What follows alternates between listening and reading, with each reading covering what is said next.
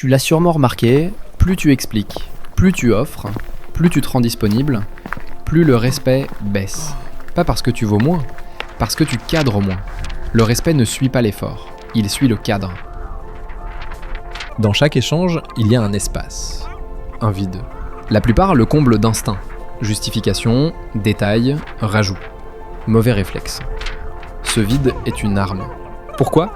Parce que la rareté signale la valeur. Ce qui manque attire, ce qui déborde se dévalue. Annonce une chose, tais-toi. Ton corps veut rassurer, justifier, résiste. Dans le silence, l'autre évalue selon tes règles, pas selon sa panique. On peut te demander, tu peux ajouter ceci ou faire un effort sur cela ? Dire oui à tout dilate ta promesse et réduit ton statut. Donner plus, c'est rendre service. Donner moins, c'est prendre position. Donc voici la loi du vide. Retenir stratégiquement info, options, accès, concessions fait monter ta valeur perçue et déplace le rapport de force. Tu gagnes en clarté. Tu refuses la dilution. Regarde en arrière. Quand le respect a flanché, avais-tu trop donné ? Trop expliqué ? Trop ouvert l'accès ? La surabondance fatigue. La gratuité fait douter. Le manque intrigue. Donner moins, ce n'est pas être radin. C'est transformer moins d'arguments en une meilleure architecture, moins d'options en une décision plus nette, moins de disponibilité en une présence plus forte. Regard, respiration, silence, ce ne sont pas des caprices, ce sont des choix de cadrage. Si tu remplis tout l'espace, l'autre contrôle l'interprétation. Si tu gardes du vide, là, tu contrôles. La promesse est simple. Transformer tes négociations, relations, concessions, délais en maîtrisant le cadre du manque. Parle moins, montre mieux, laisse le vide agir. Si tu penses devoir faire tes preuves en continu, tu joues sur le mauvais terrain.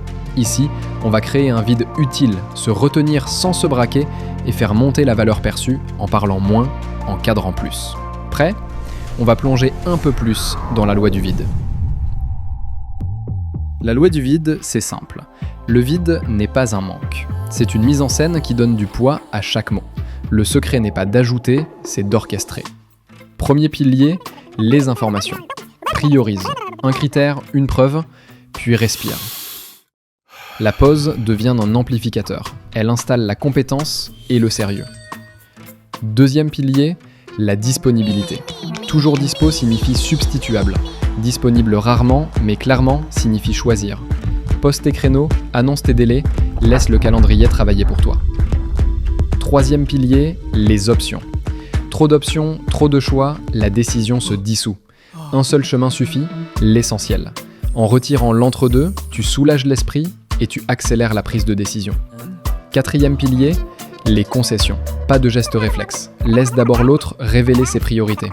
Tu négocies sur du réel, pas sur des suppositions. Pourquoi ça marche ? Parce que la rareté signale la valeur. Parce que limiter la liberté perçue augmente le désir. Parce que l'esprit comble les blancs avec le meilleur. Pour toi. 2 nuances essentielles. Vide est différent de flou. Le vide est tenu par des critères, pas par du brouillard. Rare est différent d'hostile. Tu peux être chaleureux, clair et cadré à la fois. En clair, tu ne gagnes pas en parlant plus fort. Tu gagnes en laissant de la place. Tu poses la forme, la décision suit. Garde ça en tête, parle moins, montre mieux. Laisse l'espace faire son travail. On continue ? On va passer du principe au geste concret. Comment poser ce cadre dans la vraie vie, sans forcer, et voir le respect tout simplement monter. La plupart parlent. Les stratèges cadrent. Le contenu vient après. Pourquoi ? Parce que celui qui fixe le terrain choisit les règles. Et quand les règles sont claires, tout devient plus simple. Décider, dire non, dire oui. Donc avant de répondre, pose le terrain. Et dis-le dès le départ. On va évaluer selon 3 choses. 1, 2, 3. Ou, mes critères, c'est 1 et 2. Tu n'as encore rien donné.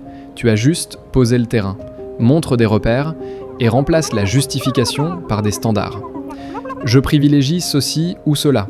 Je n'ai que 2 formats, 1 ou 2. J'avance si tels prérequis sont là. Ces phrases ne quémandent pas l'accord. Elles dessinent le cadre où l'accord peut exister. Oui, si A, B sont réunis. Sinon, ce n'est pas le bon moment. Tu ne fermes pas la porte, tu relèves le seuil. Plus le seuil est lisible, plus ta valeur monte. Quelques exemples du quotidien. Vie perso, je suis déjà sorti hier, ce soir c'est repos. Vie pro, j'ai 2 offres, A ou B, je ne propose pas d'entre-deux. Ou même texto, je réponds en 24 heures sur ceci, je suis plus long sur cela. Souviens-toi, si tu commences par prouver, tu joues à l'extérieur. Si tu commences par cadrer, tu joues à domicile. Parler moins n'est pas de l'avarice, c'est de l'hygiène mentale. Moins de dispersion, plus de contrôle, des décisions plus rapides. Donc on récapitule, on pose d'abord le terrain, ce qu'on évalue, puis les critères, ce qui compte, puis les seuils, ce qui déclenche une action. Quand ces 3 éléments sont posés, le contenu s'aligne, qu'il s'agisse d'un choix perso ou d'un choix pro. Applique-le tout de suite, pose tes critères, annonce ton rythme, garde le silence après ta phrase, tu verras, moins de bruit, plus de respect et des décisions qui avancent. Pour conclure, la loi du vide n'est pas un truc de rhétorique, c'est une hygiène de vie. Tu poses un cadre, tu laisses un espace, et dans cet espace, la valeur grandit. Parler moins, ce n'est pas se cacher, c'est choisir ce qui compte. Dire 2 choses, pas 10. Fixer un seuil, pas des excuses. Offrir un silence, pas un vide creux. Ce silence n'est pas un manque, c'est une invitation à penser, à décider, à respecter. Garde ces 3 repères en tête. Des critères clairs, des choix simples, des silences assumés. Le reste, ce n'est que du bruit. Quand tu simplifies, tu clarifies. Quand tu respires, tu maîtrises, tu poses le cadre. Et naturellement, le respect s'impose.